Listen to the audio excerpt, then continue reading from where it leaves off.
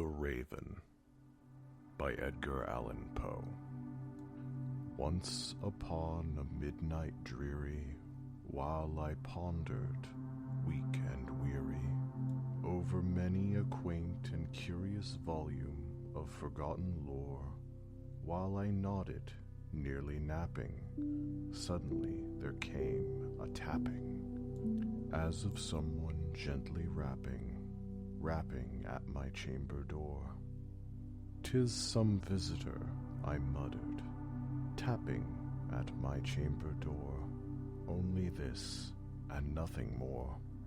Ah, distinctly I remember, it was in the bleak December, and each separate dying ember wrought its ghost upon the floor.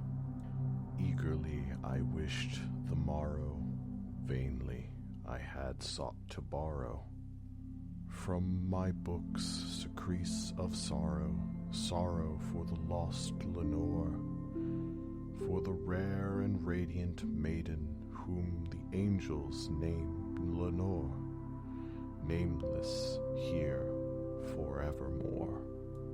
And the silken, sad, uncertain rustling of each purple curtain thrilled me, filled me with fantastic terrors never felt before, so that now, to still the beating of my heart, I stood repeating, "'Tis some visitor entreating entrance at my chamber door, some late visitor entreating entrance at my chamber door.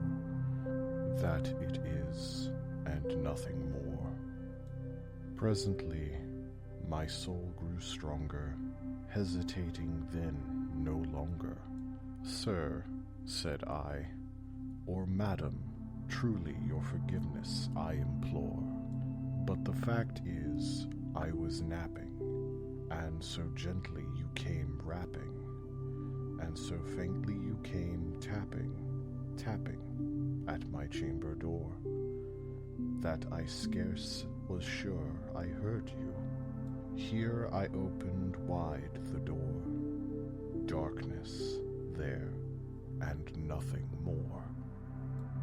Deep into the darkness peering, long I stood there wondering, fearing, doubting, dreaming dreams no mortal ever dared to dream before.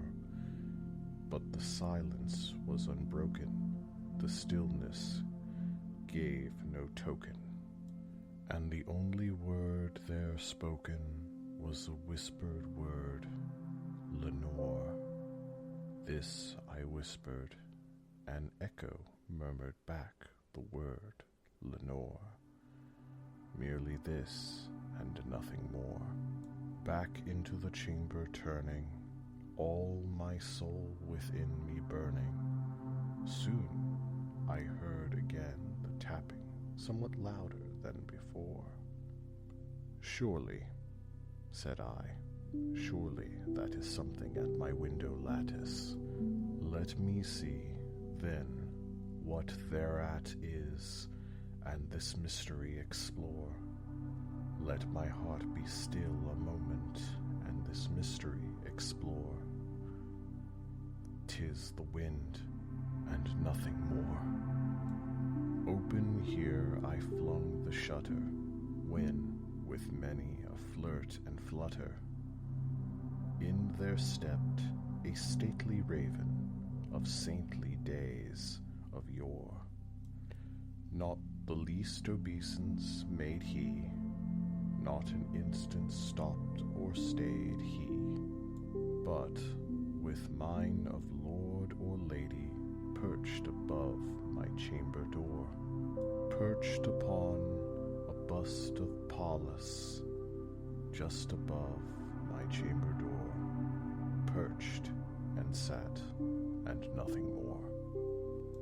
Then this ebony bird, beguiling my sad fancy into smiling, by the grave and stern decorum of the countenance it wore, though thy crest be shorn and shaven, thou I said, are sure no craven.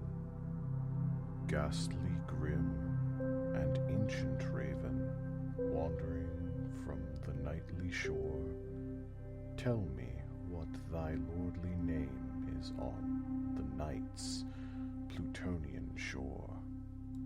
Quoth the raven, nevermore. Much I marveled this ungainly fowl to hear discourse so plainly, though its answer little meaning, little reverency bore, for we cannot help agreeing that no living human being ever yet was blessed with seeing a bird above his chamber door. Bird or beast upon the sculpted bust above his chamber door, with such a name as Nevermore. But the raven, sitting lonely on the placid bust, spoke only that one word, as if his soul in that one word he did outpour. Nothing farther than he uttered, not a feather than he fluttered, till I scarcely more than muttered, other friends have flown before. On the morrow he will leave me, as my hopes have flown before. Then the bird said, nevermore. Startled at the stillness broken by reply so aptly spoken, doubtless, said I, what it utters is only stock and store, caught from some unhappy master, whom unmercifully disaster followed fast and followed faster, till his songs one burden bore, till the dirges of his hope that melancholy burden bore, of never, nevermore. But the raven still beguiling all my sad soul into smiling, straight I wheeled a cushioned seat in front of the bird and bust and door. Then upon the velvet sinking, I betook myself to linking fancy unto fancy, thinking what this ominous bird of yore, what this grim, ungainly, ghastly, gaunt, and ominous bird of yore meant in croaking nevermore. This I sat engaged in guessing, but no syllable expressing to the fowl whose fiery eyes now burned into my bosom's core.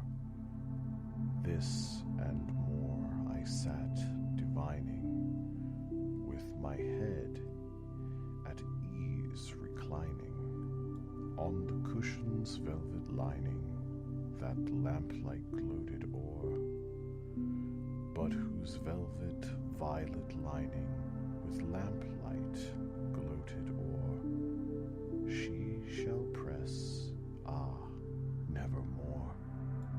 Then methought that the air grew denser, perfumed from an unseen censer, swung by angels whose faint footfalls tingled on the tufted floor. Wretch, I cried, thy God hath lent thee, by these angels he hath sent thee respite, respite and nepenthe from thy memories of Lenore. Quaff, oh quaff this kind nepenthe, and forget this lost Lenore, quoth the raven, nevermore. Prophet, said I, thing of evil, prophet still, if bird or devil, whether temper sent or whether tempest tossed thee here ashore, desolate, yet all undaunted, on this desert land enchanted, on this home by horror haunted, tell me truly, I implore, is there balm in Gilead? Tell me, I implore. Quoth the raven, nevermore. Prophet, said I, thing of evil, prophet still, if bird or devil, by that heaven that bends above us, by that God we both adore, tell this soul with sorrow laden, if within the distant Adian it shall clasp a sainted maiden, whom the angels named Lenore, clasp a rare and radiant maiden, whom the angels name Lenore. Quoth the raven, nevermore. Be that word our sign of parting, bird or fiend, I shrieked, upstarting. Get thee back into the tempest of the night's Plutonian shore. Leave no black plume of the token of that lie thy soul has spoken. Leave my loneliness unbroken. Quit the bust above my door. Take thy beak from out my heart, and take thy form from off my door. Quoth the raven, nevermore.